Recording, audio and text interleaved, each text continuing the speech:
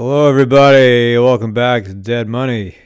Thank you very much for joining me for the start of Season 2 of the Dead Money with Dan Arvin podcast. As already announced in the finale episode of Season 1, Season 2 is probably going to not be vastly different from Season 1. In fact, I initially figured I wouldn't have any seasons beyond Season 1 unless I changed my name.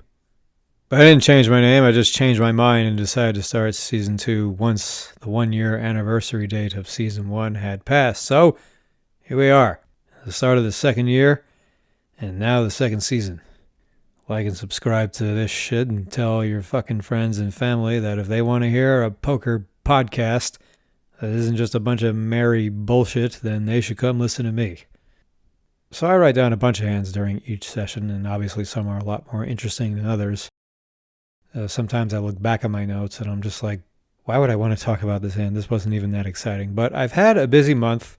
I want to average 100 hours of play each month. And the last few months of 2020, when I came back and followed into the next 3 years, 21 to 23, I averaged a little over 103 hours a month. But in 2024 and 25, that dropped a lot, to only about 72 and a half. But as of January 29th, I'm only 1 to 2 sessions away from hitting 100 hours this month, so we'll see if I can keep it up again. For the most part, people have actually behaved themselves well enough the last week or so. And it's to be expected, just like 7-2 offsuit is supposed to crack aces all in pre-flop from time to time. The only really irritating thing a player did occurred in this hand. One guy limps, I make it 25 on the button with queen jack off. One of the blinds calls, as does the limper.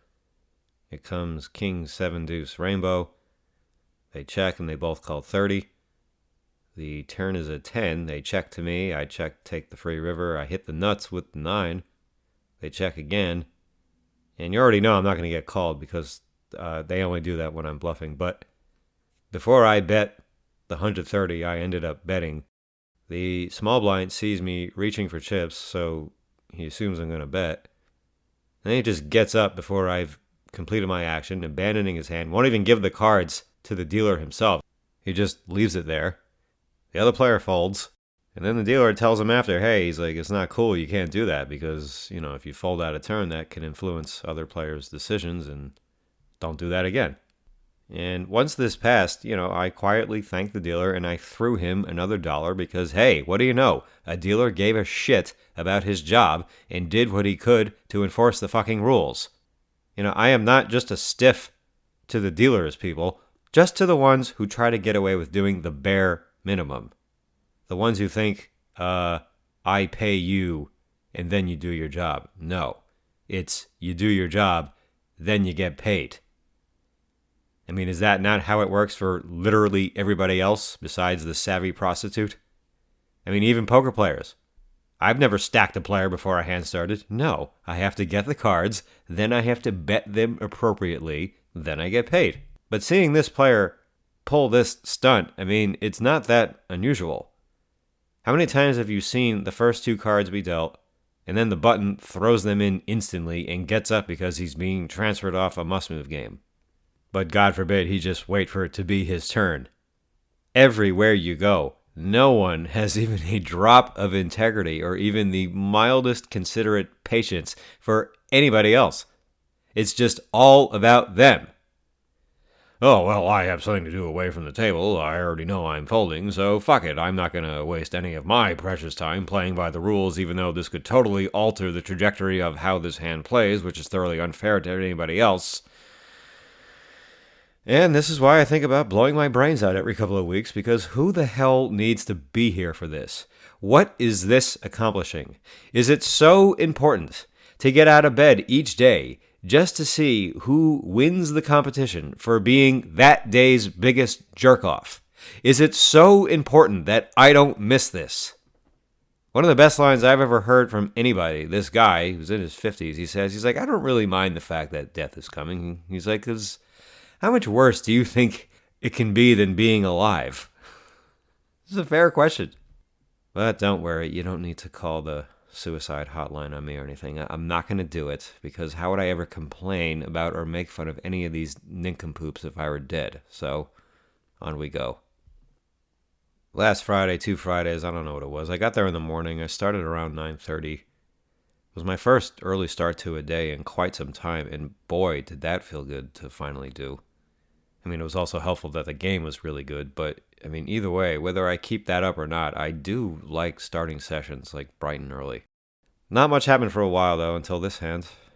One of the fish limps in middle position and make it 25 on the button with ace-7 of clubs.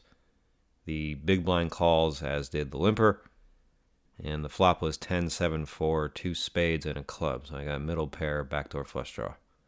And then the big blind did something I hadn't seen him do yet. He donked 65 into this pot, and this player seemed to be thinking. I don't know if he was very good, but he was definitely thinking. And there were 4 players in this pot. So he bets 65, there's a call, gets to me, and we're deep, or at least the donk better and I are deep. And I raised to 290 just to put a lot of pressure on him. I mean, he's probably capped at top pair. There's a chance I have him beat. There's a chance I have them both beat. There's a chance I have neither of them beat. But playing deep, I thought this would be a good time to start putting some heat on with some equity. The big blind folds, but then the fish, who had called the donk bet, now back jams. Fuck me. It was another 535, and my first thought was snap fold, but then I thought, well, it's actually not a huge re-raise at this point, and getting a little over 2-1, and the only hand I felt I should be afraid of is a set of 4s, which, if he does have a set of 4s, I'm probably dead. I'm pretty much dead. But I didn't think the guy would have top pair very often, and he just didn't strike me as the type who would flat a set against the donk bet on this draw-heavy board with multiple players behind him. So even though the best case scenario is I'm flipping against like a draw, hopefully the nut flush draw, which, since I have the ace beat, but I also thought it was very, very, very likely that that was the hand I was facing, some type of combo draw. So I call. It bricks out, and he missed. He had ace-9 of spades, so I was right, and I won. Been doing this more lately. I've been winning all-ins where it's a close flip. The all-ins I'm losing are the ones I'm way ahead in. Those I'm having a lot of trouble holding up in. But it's when it's running close, yeah, I've been getting it for the most part, most recently. Anyway, next hand, I got ace-8 of hearts. There are 2 or 3 players limped. I make it 35, and then I think the first guy to limp, he limp raises to 80. What? This is the thing about 2-5. I guess live poker in general. I thought about 4-betting because I block aces, and I didn't think a monster hand would pick a size this small, but I just get nervous about 4-betting people with hands like this, especially when they've already limp re-raised, because whatever it is, his hand has to be something above decent. And once people feel like they've limp raised, or even 3-bet, they almost feel obligated to call a 4-bet. So I decided to just keep the SPR low and just call. And it comes jack, deuce, 3, 2 hearts. So I got nut flush draw. He checks. Maybe it's not a bad spot to just start barreling, but I check. Turn is a 9. Now there's 2 flush draws, 2 clubs. Now he bets 75, kind of on the small side. I call. River is a queen. Both of the draws miss, the flush draws. He checks. And same as before, I'd still been fairly quiet up to this point. I mean, I don't think this guy saw the ace-7 hand, but I bet 500 into a little over 300. Not really sure what I'm repping here. I mean, I guess I'm trying to rep a straight, but it just seemed like maybe the guy only had ace-king. I don't know. I mean, I just couldn't put him on a strong hand at this point. All I know is that ace-8 probably not going to win at showdown. He's thinking about it, and he's looking at me like he doesn't understand what's going on, but he folds. Next hand, we got a hijack raise at 20. This guy was also not good at playing poker. I got pocket 6s on the button.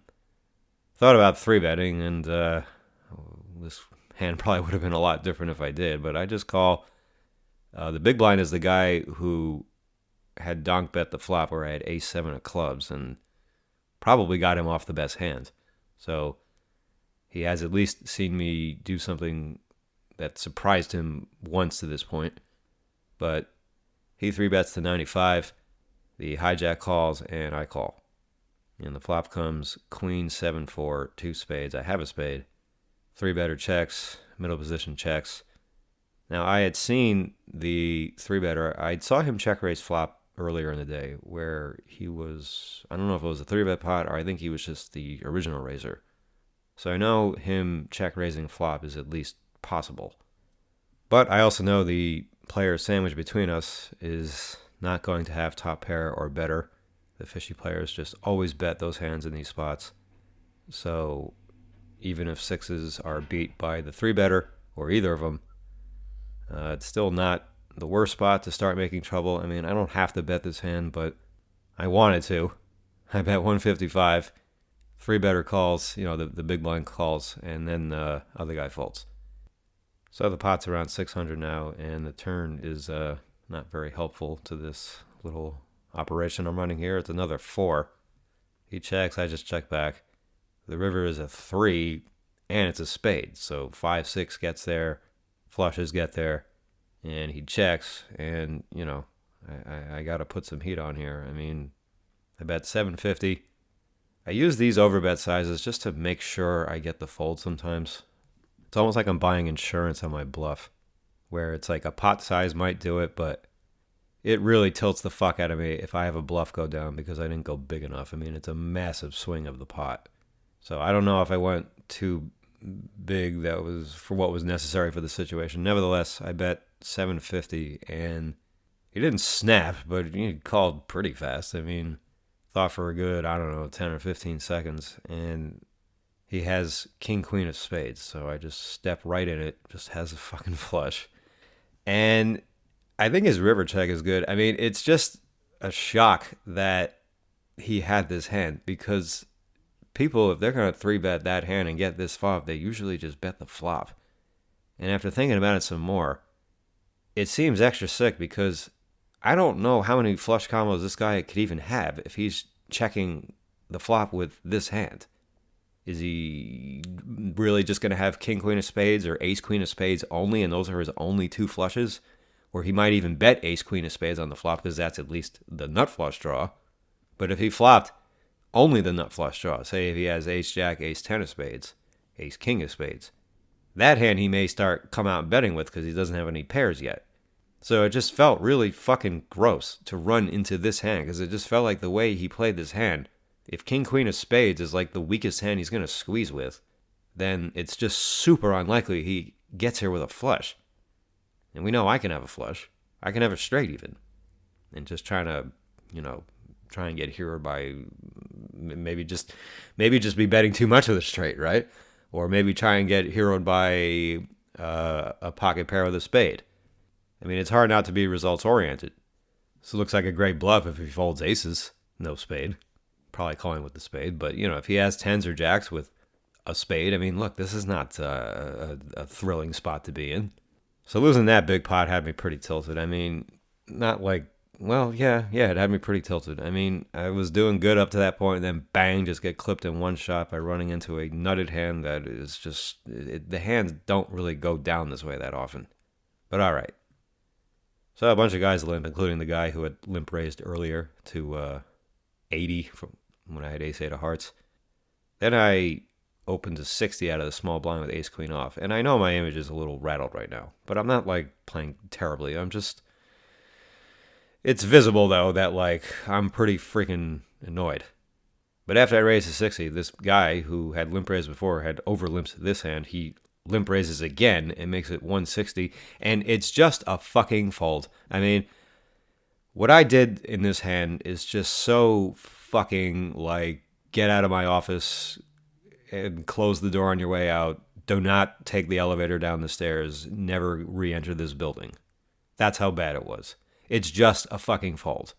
It's a little weird that he would overlimp when the guys behind him aren't like these aggro maniacs. I mean, but when people do this shit, they just have a really big hand, and I raised big out of the small blind. It's just a fold. I thought about 4-betting, but fuck it. I mean, I'll just be stubborn and call. And the flop was something like 7-4 deuce, something like that. 7-3 deuce. I check. He bets small 75. All right, sure. I spew and call one more. Turn was like a 3 or something. We go check, check. The river was like a deuce. I think the board was 7, 3 deuce, 4 deuce, something like that. I check, and now he bets 275 on the river. And what am I expecting this guy to turn over? I mean, I did not think he would be bluffing with ace king. So I thought, if he's bluffing, I don't think I'm going to lose to his bluffs. Either I beat his bluffs or he's got some unusual value hands. And he had aces. I should just fold to the 160 pre. Maybe even fold to the 75. Definitely got to fold to this 275. I mean, it is just straight burning. Burning to the ground. But when you have this, bluffy or tilted image, I mean, it's amazing how fish try to adapt to it. Because not long after that, the hijack opens again. He opens the 15, the cutoff calls, and he's fucking terrible. And I have king jack off on the button. And I 3-bet to 65. Because the guy who would open to 15, sometimes he would open 20. He would have a better hand when he did that. I mean, this isn't even as light of a 3-bet as it sounds. It's probably a better hand than what he's got. When they both call, the flop comes king, queen, 6. They check to me. I probably bet like, I don't know, 75, 80. I don't know. I bet something normal. And the original raiser called. The cutoff sandwich between us, he folds. And we go heads up. And turns a deuce. He checks and I check back. Now, when you have this supposed aggro image, everybody thinks, oh, when you have a hand, just go bet, bet, bet. Just going to blast off. But oftentimes, you don't get called. I mean, you assume you're going to, but a lot of times you don't. I mean, there's obviously a chance you will. But if you check and you look like you're just giving up, they're definitely going to think you're giving up. And you're definitely going to get paid another street later. That, I think, is even more reliable. When you have an aggressive image and they think you have an aggressive image, the last thing people are going to think you're going to do now is set a trap by checking back a pretty good hand. So the river's another deuce, and now he bets into me. He bet kind of small. He bet like 105, 110. I thought about jamming just to push him off a chop in case he had a weak king, but, well, a king, playing the board kicker with me. But I convinced myself, I got paranoid and just called. I mean, look, I don't think he would have called a jam. I mean, he had 10-6 of clubs. He opens with 10-6 of clubs, calls this 3-bet out of position with another player left, knowing that he's probably going to call too, and he just goes 3 ways with 10-6 of clubs. Now, I don't know if he thinks, oh, it's this aggro guy, I have to play every hand against him now, or if he just was given action. I mean, either way, I probably got the max. I mean, I don't know if this is, you want to call another barrel on the turn here. I mean, his hand didn't improve to anything. It's not like he had a pair plus a draw. So, I don't even know why he's betting the river with his hand. I mean, was he trying to get me off like a queen or like pocket nines or something? I mean, I don't know. It's just a bunch of button clickers. Then I catch another punt after that. I mean, this is what happens with the image. The bad players, they just start playing even worse. Got ace king on the button, raise, big blind calls. The big blind is this shit reg. So this old guy I used to play with a bunch of years ago, and he's suddenly resurfaced, and he's the same player he was 10 years ago. He's a guy who understands that, like, you gotta, like, switch up your play sometimes, but he doesn't know when or how or why you should ever do that. He just does it, so he's just another clicker. Flop is king 10-8, he check calls. The turn is another 8, and then he leads, and I call, and the river's a 7 and a backdoor flush draw, and he leads that. I don't even remember if I had a spade or not. I think he bet like 150 on the river. I don't know. I mean, it wasn't like a huge pot or anything, but not tiny. We're getting 3 bets in here. I call, he's like, good call. He turns over queen 10 off with the queen of spades. Like, he flops middle pair. Okay. Board pair is the bottom card on the turn, and now he's just like leading into me. And now he's just leading into me again on the river, and it's just completely unnecessary. You can just check all the streets with your hand and do what you want. And if you want to call down with it or check raise bluff with it at some point, I mean, okay. But like, check calling and then leading is not going to do anything for you. And if I had him bluffed off before, I feel like he probably wouldn't have done that. So bluffs are investments. Either they work or they have a way of making money for you later on because people just make these ridiculous over adjustments that just don't make any sense. Then we heard the best line of the day. The fish on my right, he opens early position and calls a big 3-bet out of position. And the flop comes king, queen, 3. And he faces a c-bet. And then he says something I never heard. He's like, how often did Robert E. Lee say to call the gut shots? We're all waiting. Can't wait to hear this. He's like, never. And he show folds ace-jack offsuit. All right. Put himself in a great spot. Opens this. Calls the big 3-bet out of position. Gets this flop. And then folds. Okay. This game was great for a while, but then it got really boring, so I moved tables. And this competent European player I've seen the last few weeks is there. He opens to 20 in middle position. He's deep. And I threw in a call from the big blind with pocket jacks. So, of course, this time the flop was queen, jack, deuce, 2 hearts. I check, he checks. Strange that he would check. But turn is the 8 of clubs and 2-tone board now. And he folds his hand before I can even, touch any of my chips. The moment I moved, my hand a millimeter towards my chips, he was just out. And that was weird, but this guy can play. And I also see that he's realized how tight the pool is because he just snap folds so many hands in so many spots where he sees aggression. Sometimes he's even showed the folds he's making, but it's just the way he's going about himself when he does it, just the body language, where it's when he makes the fold, he's like, oh, I know you have the nuts, every time he does it. And by letting everyone know this, it is an invitation to bluff him or 4-bet him, which I did later with ace-queen off, cutoff against his small blind. I raised to 20, he made it 80, I made it 210. Now, I'm not saying this is a revolutionary 4-bet. I know it's a decent hand to bluff with. But I'm also just usually folding this hand to small blind 3-bets because 3-bets are so nitty. But this guy actually has a somewhat competent range built. So if he's going to overfold and treat everyone like they're a nit, then, he's telling you to exploit them. He's telling you to exploit him. One final hand from this Friday, I raised queen 10 off on the button to 25. I think there was a limp. And it comes 10, 8, 8. They check, I bet 30. One of the blind called. Turn was a king, we go check. Check, river's a 9. And now he bets 50 into 130. And I raised to 240 and he folds. Now, I raised to 240 because I expect to either have the best hand here, or if he does have me beat with ace-10, he's not likely to call. If he has a chopping hand like queen-10 or jack-10, he's not likely to call. And if he had king-10 or something, or anything with a king, I just expect him to go a little bigger. A lot of situations I'm just making an assumption. And if the assumption turns out to be incorrect, most of the time you just let it go because oftentimes these assumptions will be correct. But I just think raising is better than calling because if he can beat my hand, I think he can just barely beat my hand, and it's not going to want to see a raise. And I have the queen-jack straight blocker. So I got some things working for the hand here, so give it a shot against a player who isn't very good. So this takes us into Saturday. I showed up in the morning once again, got started around the same time, and it was an amazing start. It was me, a few fish, and a solid internet reg on my right, who's not a full-time player anymore, but he can certainly play. He's very knowledgeable. Frankly, he's a lot better than many of the regs I do see all the time who don't have a job. But there's a raise to 15 and a call, and the reg makes it 75 in the small blind. I got ace-queen of diamonds in the big blind, and I make it 225, I think. He calls. I miss rather badly. It comes king 8-5, 2 clubs, although the king is a good card for my range. And to my pleasant surprise, he just check folded to 100 right then and there. I wasn't done betting, but I also figured this hand was going to see a turn card. It's kind of funny, though, because it's almost like a nuisance when you're in a game that only has one other good player in it, because you're sort of hoping you get to avoid each other.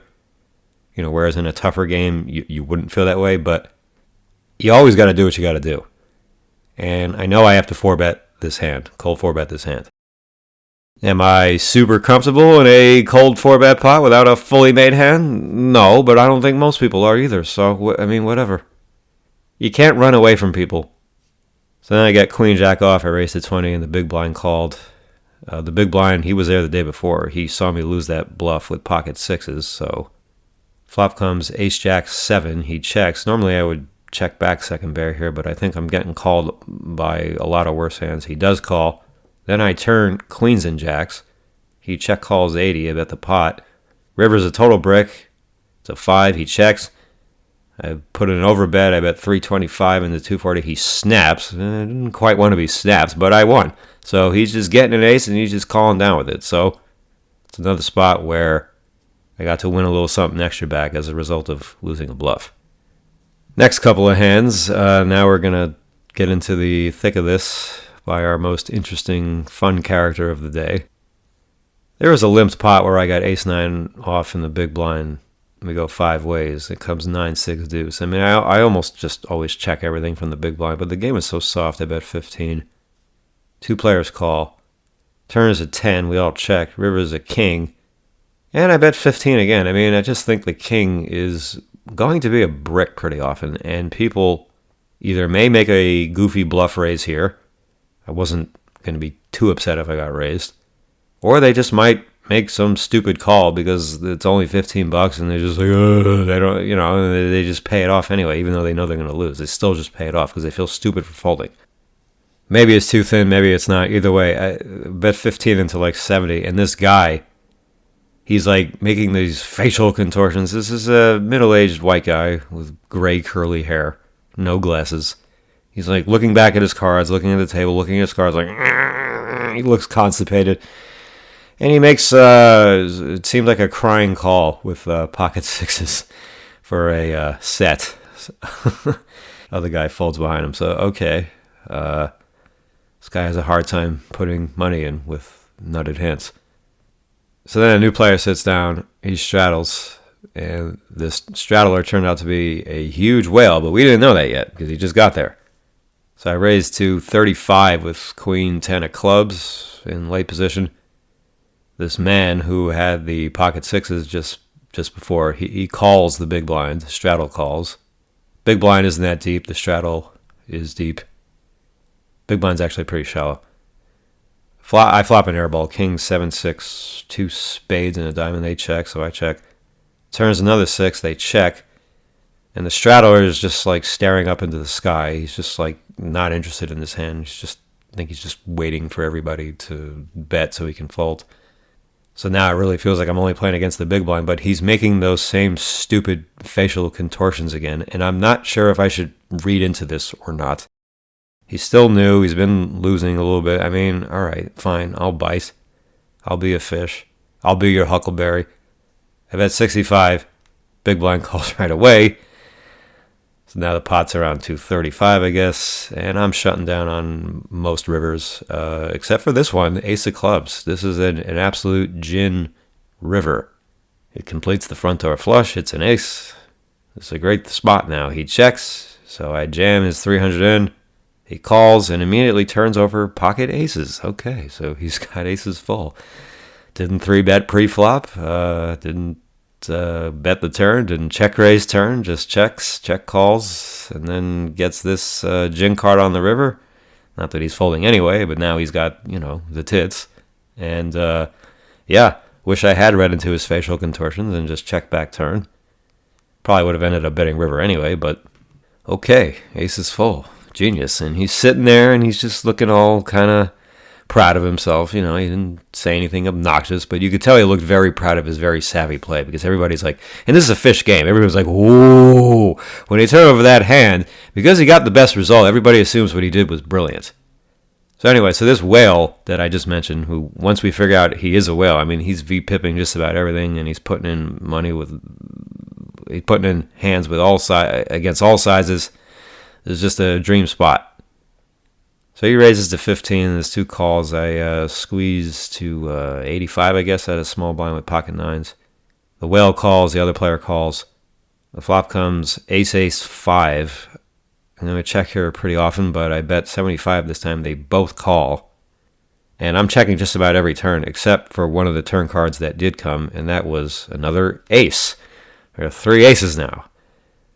I bet 100. The whale called. The other guy folded. The river was just a miserable river. It was a king. I checked. He bets 300 into 680, and this is a really bad call.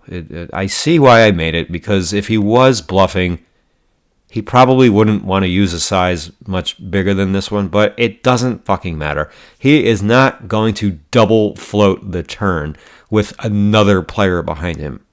And if he did, he probably just got there on the river anyway. I mean, I'm only going to beat like a queen-high bluff. I mean, I could see him maybe peeling the flop pretty wide, but when there's an overcaller on the flop, I think his turn calls are much stronger, and he's going to have every fucking ace rag. I mean, if there's anyone who's going to get here with 4 aces, it's him. He's got the most ace-x in his range.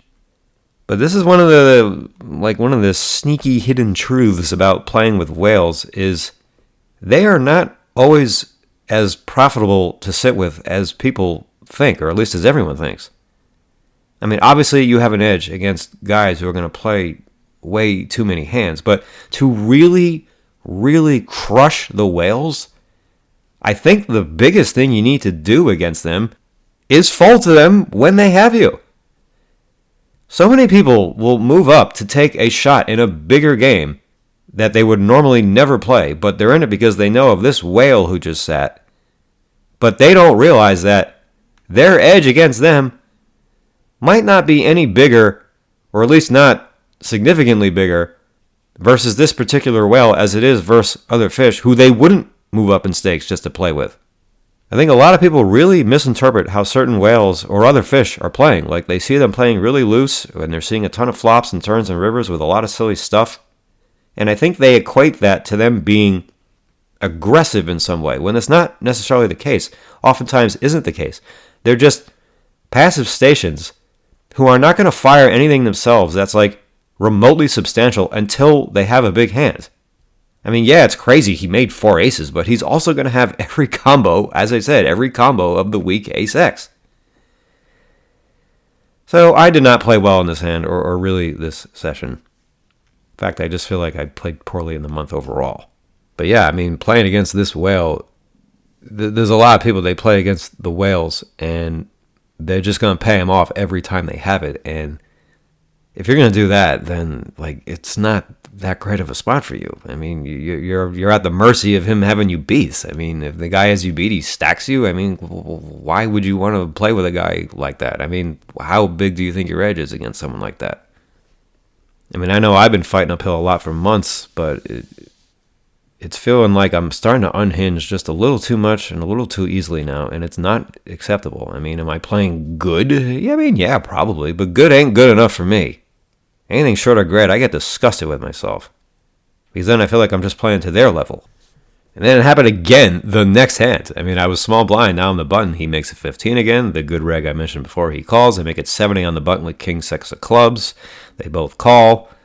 Above average flop, to say the least. King, 10, 4, 2 clubs. The fish check calls. I probably bet like 100 or 125. The reg folds. Turns a 9 of spades, 2-tone.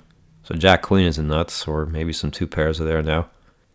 Not necessarily King 9 or 10-9. I think 9-4 is just as likely as those hands. I think I should just be betting and probably tripling this hand on a ton of rivers. I mean, I don't need to worry about him check raising me until he does it. This guy really wasn't much of a bluffer. I guess with this type of hand, you really just don't want to get put in a terrible spot when you have a pair plus a flush draw, but you're not sure if your pair outs are any good or you're making trips. I mean, you're just not sure what to do. So that's why I checked. It's not a good check. The river was a fucking dog shit. I mean, it's an ace, backdoor flush, but he's acting weird and he checks. He even says that's a weird river and he checks. And I just fucking check down. It's fucking terrible. It's so fucking terrible. Should just bet like 10% pot and then either call if he raises or just get a small payoff. Instead, I beat Queen 10 offsuit. Call on the turn. Probably maybe not calling river, but I mean, I got one street out of this.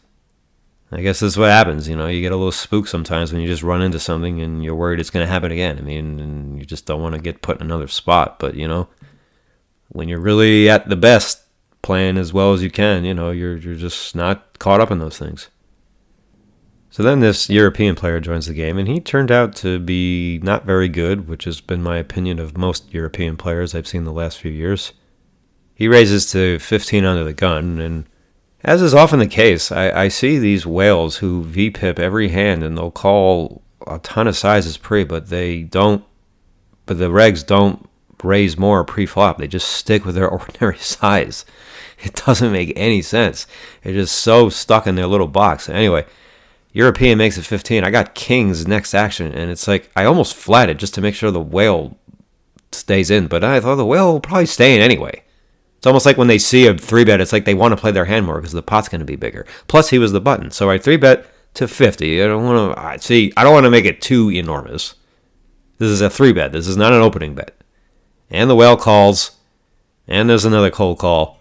And then the original raiser, the Euro, he 4-bets to 230, and I just thought, damn, he might just have the cooler because he has to realize that my 3-bet is nutted here. When you have the whales behind you, and there's 3-bets occurring before the whale has acted. Like, this is not going to be some balanced range hand. This is just a nutted hand that thinks it's too stupid to just flat. I'm not going to have pocket nines here. I have a huge hand. And I think there's probably a bunch of players who maybe they don't play live all the time. They don't realize that these dynamics are in play because they play online all the time. I decided I'm not folding this hand, but I don't think I should just flat. I mean, I thought about it. I 5-bet, and since I 5-bet, I think I should just jam. I mean, to whatever it was, 12, 13, 1400. I think jamming is better than going to like 570 or 530, whatever I made it. I mean, I think it makes his life too easy if he does have a huge hand. He does a whole show. I mean, everyone folds. He does a whole show and says he folded ace-queen, which I believe. He said, I thought you had kings, so he knew exactly what I had. That's really fucking great. But he probably did have ace-queen, and it probably didn't matter in this situation which size I picked, but jamming, I think, is clearly better. Then I get pocket tens on the button. I think there's a raise and a call, and I think I called. I didn't 3-bet this hand. And then the small blind, he 3-bets to 85, and it folds back to me, and he's deep. And I thought about back raising, but I also thought, I feel like this guy just doesn't know how to size a big hand. So I just call again. And the flop comes king 10-3. All right, I finally get a set. He checks. All right, now it seems like he has queens or jacks. He calls 65. The turn is a 9 of hearts. It's 3 hearts. I have a hearts, but he checks, and I really can't give a free card against that range. So I bet he immediately folds in anger. So finally flop is set, but can't win much with it. I mean, this is the thing about these pocket pairs, especially when you're out of position. You can't just be thinking about trying to hit sets and stacking the guy. I mean, it's not just 1 out of 7.5 times you get a set on the flop. Yeah, that's how often you flop a set. How often do you get the perfect situation, though? Because that's what you need to stack the guy. If you flop a set and there's even one overcard to his pocket pair, that is going to fucks this thing up completely. Or if it's a monotone flop, or if 4 spades come out, or if it turns into a 4-liner. There's a lot of ways that you're not going to win that big of a pot by flopping your 1 in 7.5 times set. It has to go perfectly. So I don't think calling out of position 3-bets with pocket pairs, I mean, getting off on a tangent here, I don't think it's very good. Unless you're just doing it against a really fishy player who's going to lose a lot of money in a lot of different ways. Or if you're against a guy who won't barrel with ace-king, I mean, then if you're peeling in that case, then you're not necessarily worried about improving. You're just going to play. But everybody jerks themselves off to death about trying to hit their sets and stack people. It's just not that fucking easy. Especially when you're out of position. Because then you got to get the guy, what are you going to check raise, and you got to get him to call off. I mean, people don't do that much. They fuck up left and right, but like it's just not as simple as flopping a set. Anyway, so I straddle. I got ace-4 of clubs. There's an under-the-gun raise to 40. I call, we go 4 ways. Whale in, of course. Comes Jack 7-6, rainbow. I got the backdoor flush draw. All right. We check, and the original raiser bets 25. And I just... why is he betting this size? I mean, it's so stupid. This can't be a big hand. I think the whale folded. I don't know. I mean, I remember the Euro called. And then I check raise to like 170 or something. The raiser folds. The Euro calls again. I'm feeling like I'm probably just done with this hand at this point. But I turn an ace. He checks, I check. I mean, I said this Euro wasn't very good. I wasn't sure yet at this point. It was really after this hand I figured out this guy is not that great. River's a 5, terrible card, just absolute worst card. I was still leaning towards calling if he bet the river, even though 9-8 got there and I block his bluffs with 4-5 since I have a fucking 4. But he checks, I check back. He had 4-5. River bottom pair and just lost at showdown. I mean, and he should have won this hand. I mean, he has an easy check raise on the flop. He's got an open ender against this stupid opening size. What is he worried about? So I don't love the way I played this hand. I mean, well, actually, I guess I played it fine. I mean, I don't know if betting... See, I was worried about betting turn. I don't want to get check raised on this turn card when I have top pair. Let's just play the river. So I guess I played it fine, actually. Next hand, the small blind is the 0 again. He raises the 20. That genius with aces had limped in. He limped in again. I called big blind with ace-5 of clubs. We go 3 ways. And the flop stunk. It was ace-5-5, so I lose to pocket aces. The Euro bet out of the small blind I called as an overcall. The turn is an 8. The Euro bets again. I think he bet 80 into 80. I call, and there's another overcall. And then the river's a king, and now the Euro just checks. I think he's just given up. And now I'm betting against the guy who had the set of sixes and then the pocket aces, just calling my raise. And I figured he's probably not going to bet a 5 if I check. We know he's not going to raise anything, but he's probably not going to fold a 5. Probably just has an ace.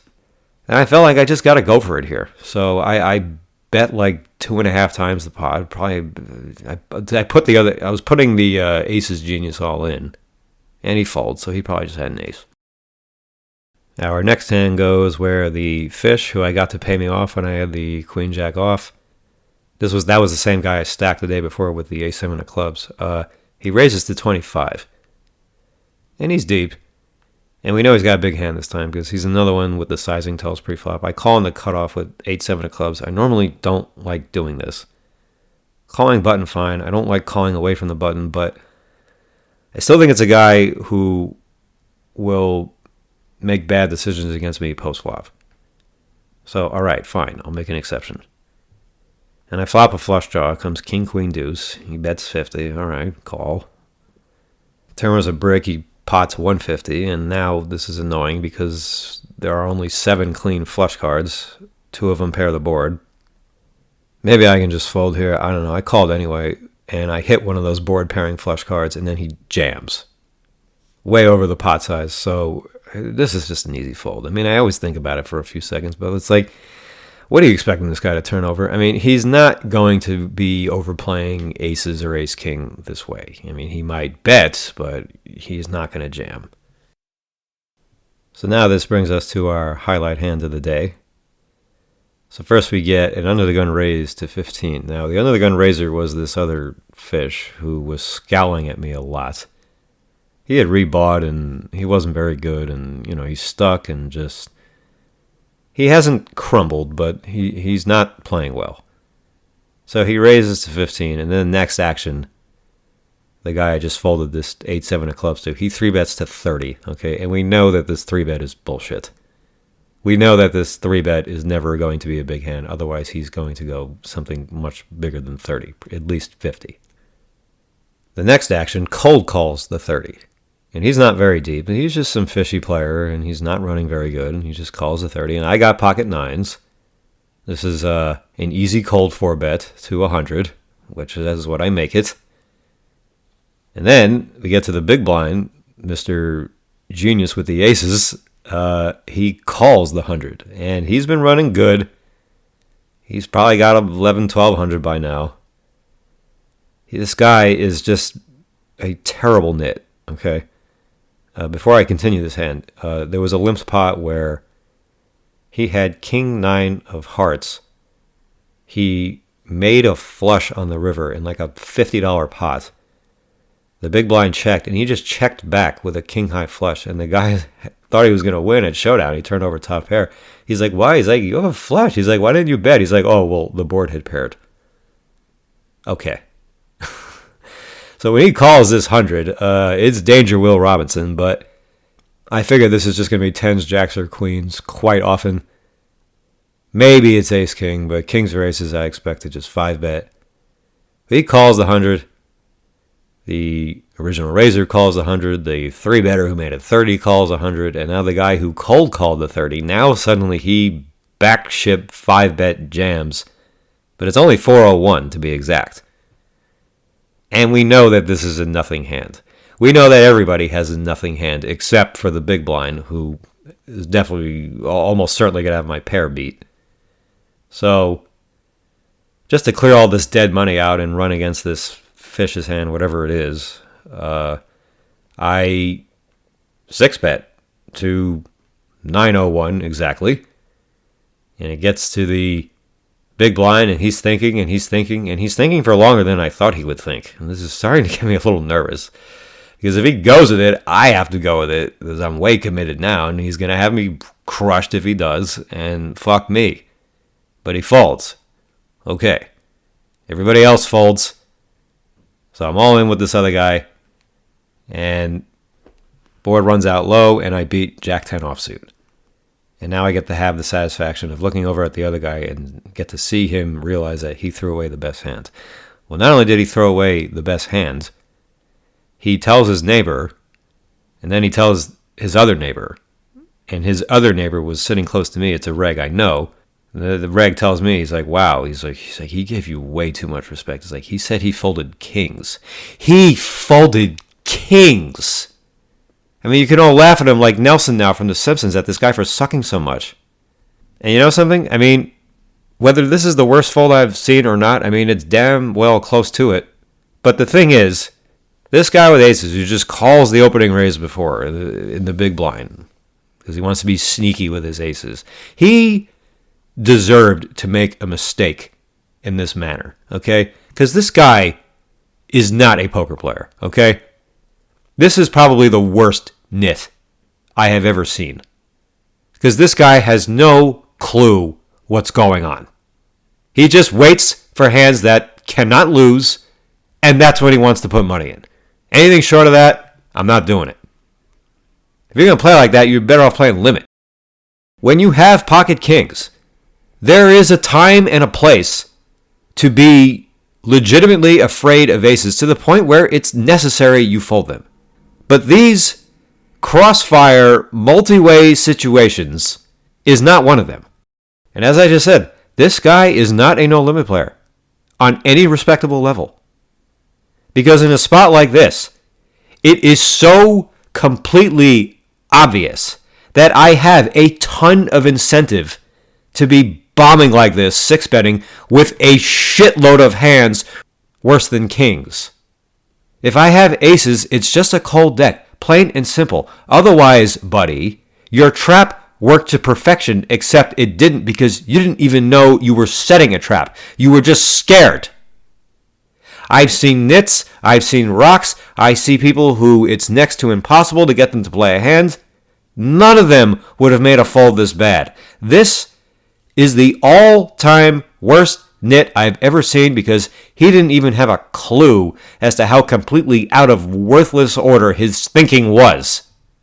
Now look, he should have just 5-bet me pre-flop and made it like, 350 or something. I mean, in fact, that's what his neighbor was telling him. He's like, yeah, look, you just got to make it 3 or 350 and try and end the hand.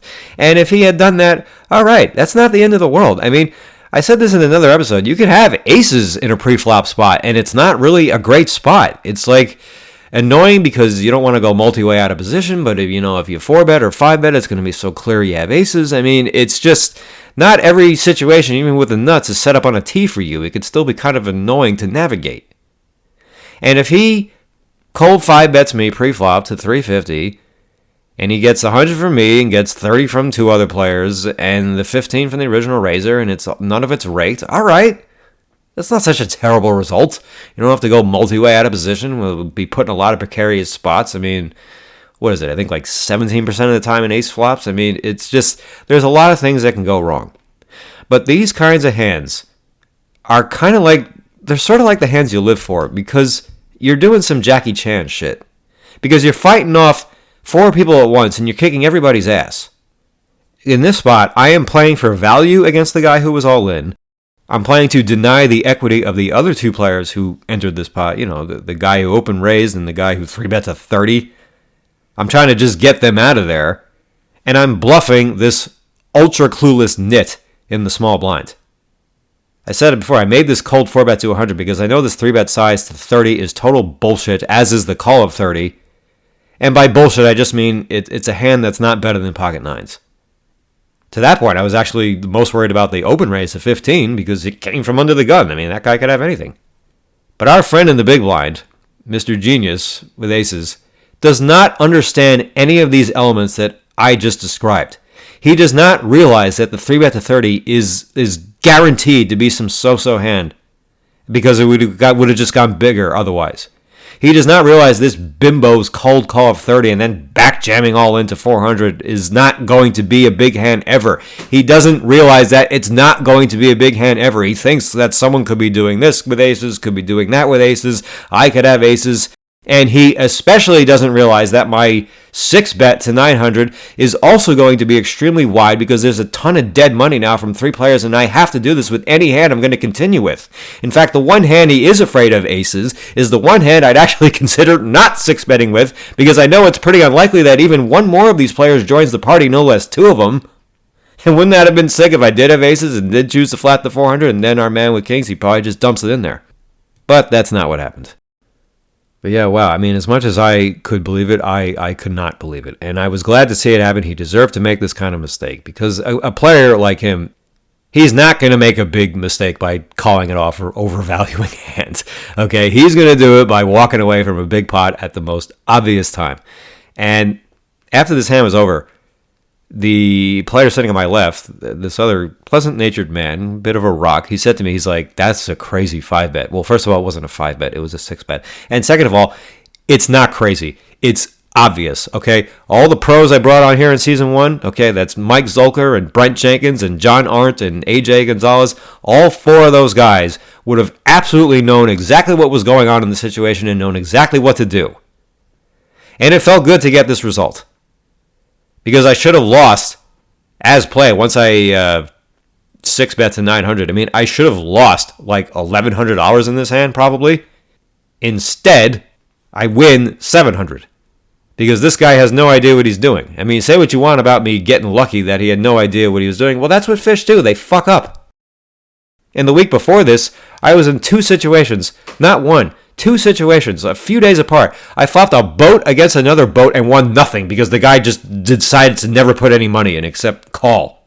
I had 6-4 suited in the big blind limp pot against pocket 4s. It comes 6-6-4, and this guy doesn't want to put any fucking money in. I'm betting small, and he's just not thinking there's any chance I could have a 6 and trying to raise. No. Just calls down with a boat.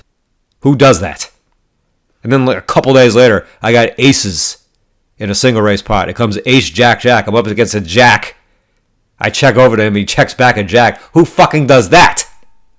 And then in ace rivers, that was the real part that fucked this all up. Getting this one outer on the river to completely fuck the value of him having trips. So 2 of these hands, flop a boat twice, can't win shit either time. So you might say this pocket king's just utterly ridiculous fold makes up for that. So it's not that I'm like this extra advanced genius. I mean, I think poker is just a game of problem solving, and a lot of people just aren't that great at this kind of problem solving. You know, what tons of players miss out on left and right, day in and day out, are obvious to the real winning players who do more than just feast on terrible play. They make good and great plays themselves. A lot of winning players are winning mostly because of the things they don't do. They're not winning because of what they do. They're winning because of what they don't do. But those that win even more do so because of these additional angles they see and act on. So it felt good to win that hand. It felt good to see a guy who has no business whatsoever playing in even a 1-3 no-limit game have to feel sickened because this is the type of blunder he's going to make one day, whether it's today or some other time. So good for me once again in recognizing what situation I'm in and knowing how to proceed. And why should I hit a 9 on this one run so he gets to think, oh shit, I fucked up, a good thing I didn't since I would have lost anyway. No, fuck that. Let him feel the pain. And when people consistently fuck up this often, sooner or later, it just has to come back and benefit you. It's not supposed to be every day where they get to say, oh shucks, I shouldn't have done that, but I'm sure glad I did. How many times do you think you can run a red light without getting into an accident or a ticket? So one more hand for the day. couple players limp late position, small blind limps. I got queen jack off in the big blind, and I never know what to do with this hand. It always feels too weak to get aggressive with, but too strong to be passive with. Fuck it, nobody's playing any good. I raised to 45. We go 4 ways. Okay.